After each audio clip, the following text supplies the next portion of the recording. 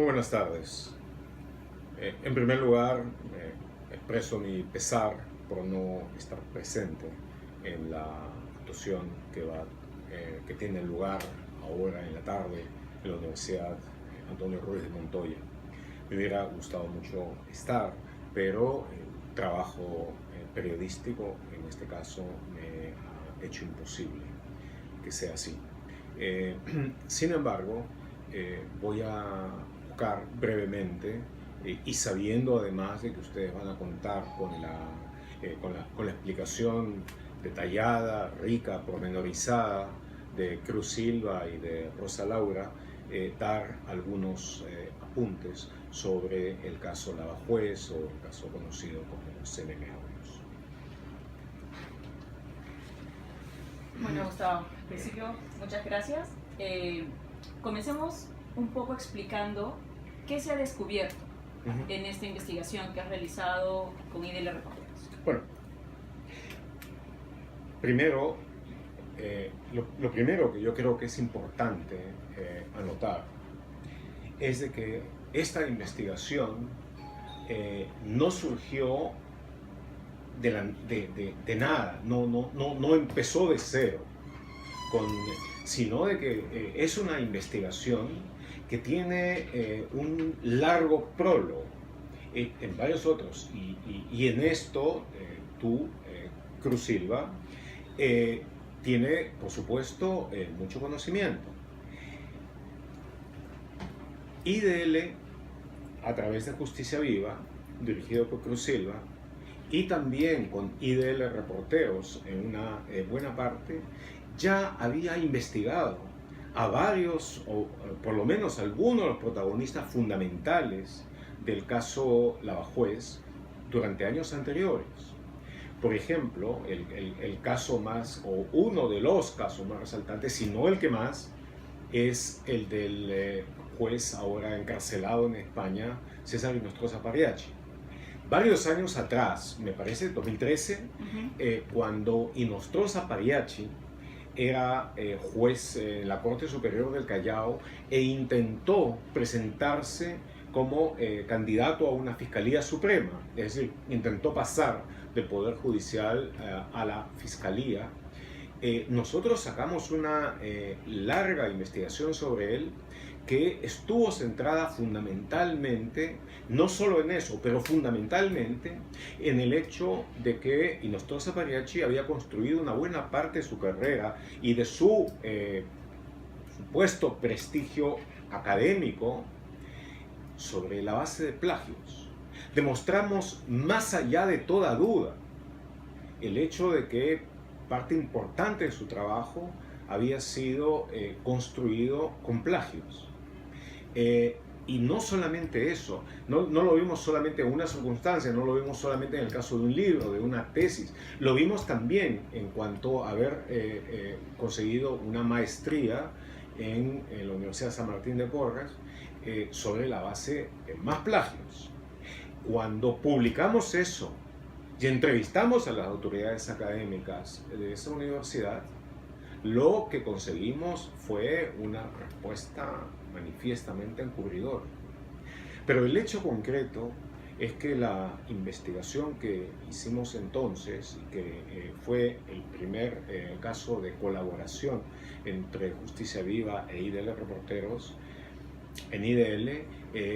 cortó la carrera de Inostroza Pagliacci a la Fiscalía Suprema, pero no evitó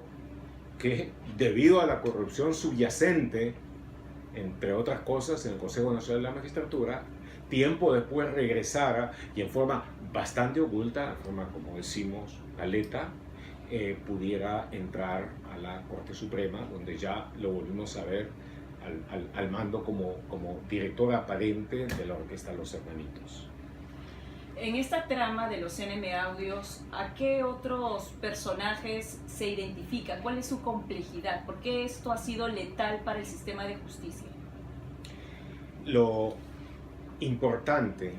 en esta investigación está dado por dos cosas. Primero, que es una narrativa hecha involuntariamente por sus propios protagonistas. Es decir, es gente que está hablando,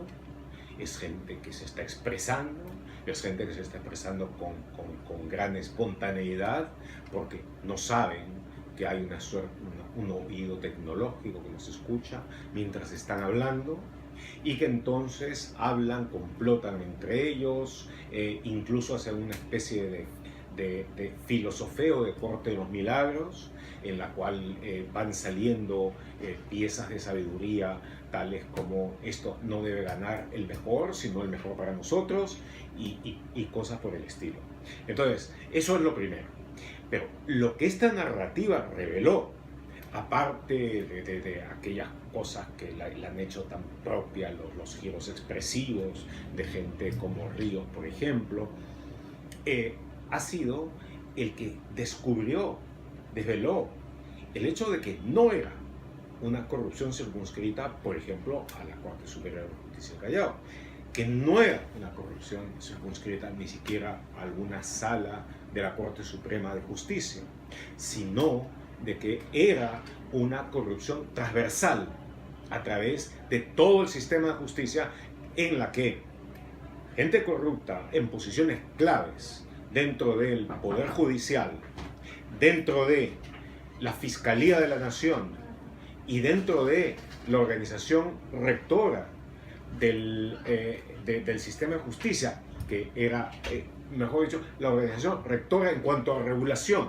del sistema de justicia, que era el Consejo Nacional de la Magistratura, actuaban en forma cómplice entre ellos, complotando no solamente al margen, sino en contra de la ley, para lograr conseguir de que sus camarillas prevalecieran, de que los intereses de los grupos delictivos, criminales, a los que ellos defendían, fueran adecuadamente defendidos, respaldados por ellos a través de la autoridad que tenían. Organizaciones dentro de un sistema que estuvieron diseñadas para controlarse mutuamente, para tener un equilibrio de poderes entre la parte investigativa, acusatoria y defensora de los derechos humanos de la Fiscalía, con la parte sancionadora, de sentencia, dictaminadora del Poder Judicial, y aquella parte reguladora que buscaba de establecer estándares, teóricamente, claro, estándares de calidad, estándares de competencia, estándares de moralidad. No existía para nada. Era un grupo de bribones que desde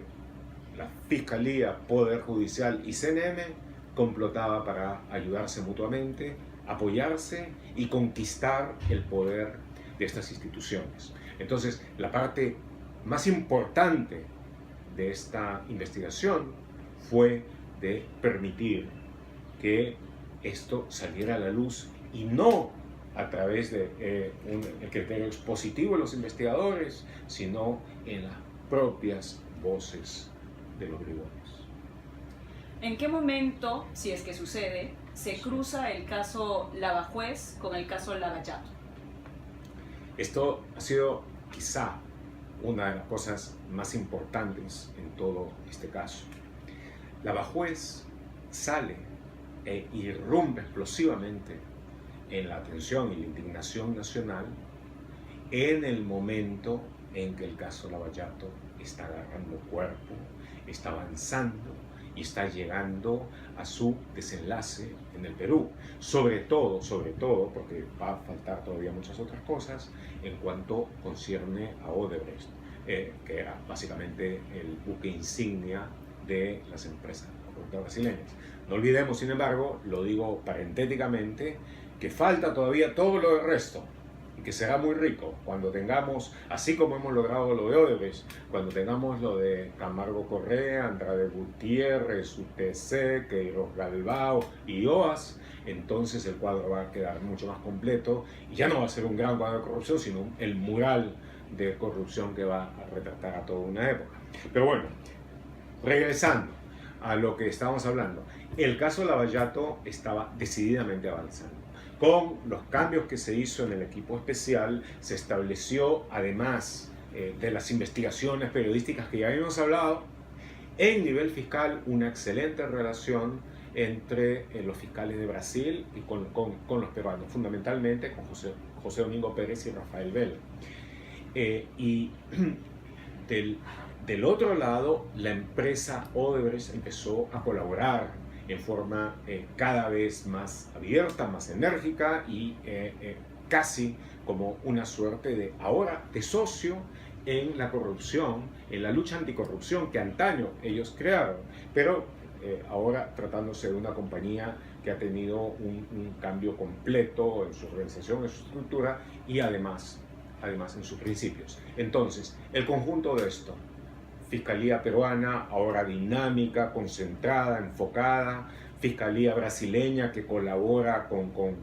también con ganas y en la forma más competente posible, y finalmente Odebrecht, que también se incorpora en esto, habían producido un avance sumamente importante. Entonces,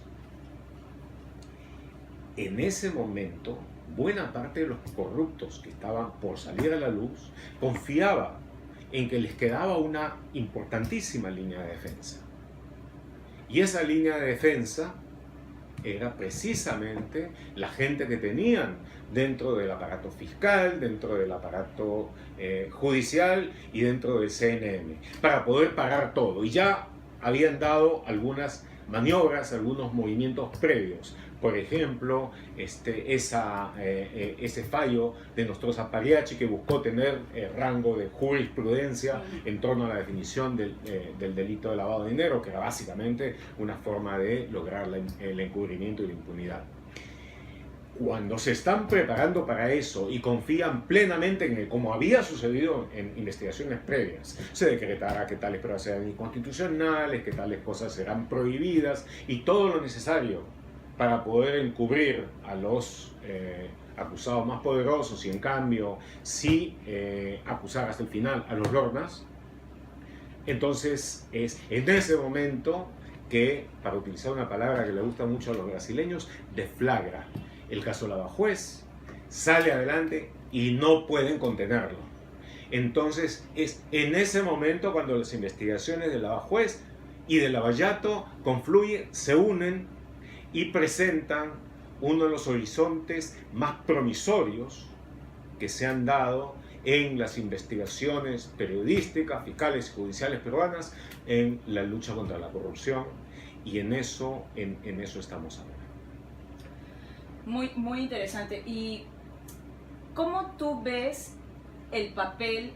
de otros poderes del Estado frente a las revelaciones periodísticas de esta red de corrupción? El momento actual. Bueno, esto ha tenido un efecto obviamente dramático y ha cambiado la historia del país. Cuando empiezan las revelaciones del caso Lavajuez, que abren tremendamente una brecha en el frente por la que entra caminando y irrumpe también el caso Lavallato, entonces lo que tú tenías era un ejecutivo que estaba todavía débil, todavía sometido, todavía impactado por el hecho de que el presidente anterior, Pedro Pablo Kuczynski, popularmente conocido como Trevilín, hubiera sido vacado, donde la posición dominante era la de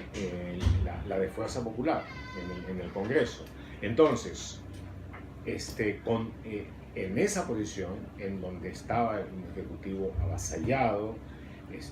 donde el Congreso de Fuerza Popular es el que iba a definir qué es lo que pasaba, en ese contexto entra esto. Y los que principalmente son afectados son aquellos de que estaban en el poder, Fuerza Popular. Entonces, en ese momento es cuando salen las investigaciones, avanzan, cuando intentan ellos pararlas y no lo logran, cuando una tremenda movilización ciudadana indignada por esto deja sentir su peso y empieza a cambiar la regla del juego, y cuando, interpretando muy correctamente lo que está sucediendo, el presidente de la República, el nuevo presidente de la República, Martín Vizcarra, decide jugar plenamente sus cartas en respeto de la legalidad democrática, en respeto de la lucha anticorrupción, y plantea eso previamente y sobre todo en su discurso el 28 de julio, donde, y ya hemos visto en estos días cuál ha sido la reacción de la botica, ¿no es cierto?, frente a lo que dijo en ese momento. Eso cambia las cosas. Primero le confiere una instantánea popularidad y por supuesto robustece el poder entonces precario de Vizcarra y le permite avanzar. Y del otro lado empieza a debilitar por error tras error tras error que cometen basados en su previa prepotencia y soberbia del fujimorismo y de Fuerza Popular. En ese contexto, una vez que se ha avanzado y que han salido otras y nuevas cosas, viene siguiendo a la investigación periodística la acusación y las acciones de la Fiscalía, del equipo especial, en este caso en concreto, bajo la investigación y la acusación de José Domingo Pérez Gómez. Y eso a su turno tiene también un efecto tremendo. El efecto además se potencia cuando, al haber unas primeras tensiones previas que duran muy poco, pero que sin embargo vienen acompañadas por un conjunto de investigaciones de una profundidad y de un detalle que no tenía precedentes, esas investigaciones y esos detalles son seguidos por el resquebrajamiento y luego la fragmentación de lo que parecía un frente más fuerte que la línea Maginot y que resultó mucho más fácilmente vulnerado finalmente que esta. Cuando empiezan algunos, miembros de la organización y todo, a confesar y hablar, especialmente uno de ellos, que estaba en el nivel más alto del liderazgo fujimorista. Y cuando eso empieza a salir y estos empiezan a sorprenderse, pierden los papeles. Y en ese momento la organización primero se descuaderna y después empieza a fracturarse. Y es el momento en el que pues hay renuncias a los cargos, hay pedidos de licencia, hay reorganizaciones completas,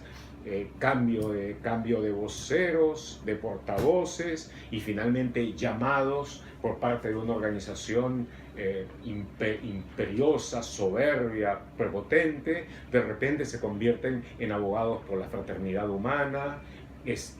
y por básicamente el tener relaciones primaverales entre toda la gente y orientadas por el principio del amor al prójimo, ¿no es cierto?, y la dulzura en las relaciones humanas. Desgraciadamente, demasiado tarde, demasiado postizo,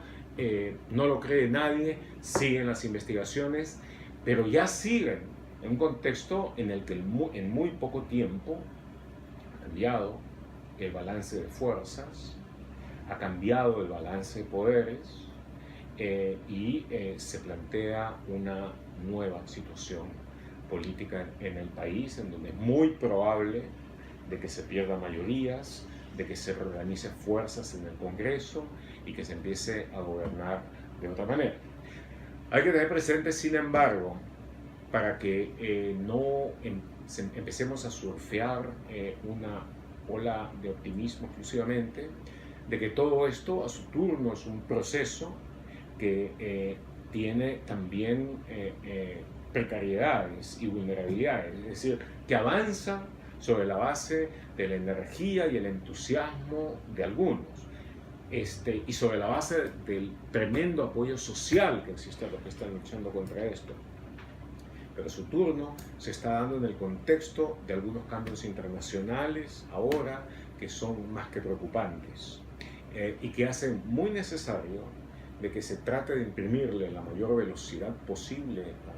a estos cambios y a la vez mantenerlos también con la mayor vigilancia y el mayor cuidado para quienes están en eso. Hay cierto tipo de cosas sobre las que no tenemos certeza y cuyo resultado lo sabremos en los días que vienen. Por ejemplo, en el enfrentamiento dentro de la Fiscalía entre el fiscal provincial José Domingo Pérez Gómez y el fiscal de la Nación Pedro Gonzalo Chávez, ¿quién se va a imponer? Desde el punto de vista de la maquinaria, desde el punto de vista de los recursos, desde el punto de vista de jerarquías y autoridades, uno diría de que el destino de Pérez Gómez va a ser precario, y va a ser difícil ofrecerle longevidad funcional. Pero del otro lado, el prestigio moral y social de Pérez Gómez ahora, por haber hecho lo que debieron haber hecho los fiscales todo el tiempo, y haberlo hecho con denuedo, con audacia, y sin ninguna consideración por su propia comodidad o incluso seguridad, le han dado una fuerza moral tremenda, mientras que comparativamente el fiscal de la Nación solamente tiene aspectos en detrimento suyo a ser tomados en cuenta, y hay una inmensa corriente social y además en parte institucional también, dirigida por el propio presidente de la República, que exige, que demanda su salida, su renuncia. Entonces, en esa compulsa de fuerzas, en esa circunstancia, ¿quién va a ganar? Y luego vendrán otras cosas, porque el caso prosigue, el caso no está terminando. El caso Lavallato está entrando en su etapa decisiva, pero no está en la última batalla, no lo está ni mucho menos. Vienen otras que van a ser serias, que van a ser difíciles todavía, en el contexto de todos los cambios que se van. De tal manera de que aquel dicho, me parece, que decía que el precio de la libertad es la eterna vigilancia, es ahora más actual que nunca. La sociedad debe estar movilizada, debe estar vigilante, debe exigir mucho de aquellos que la sirven, debe exigirnos mucho a nosotros los periodistas, debe exigirle mucho a los fiscales, pero debe estar también preparada para movilizarse a defendernos. Gracias.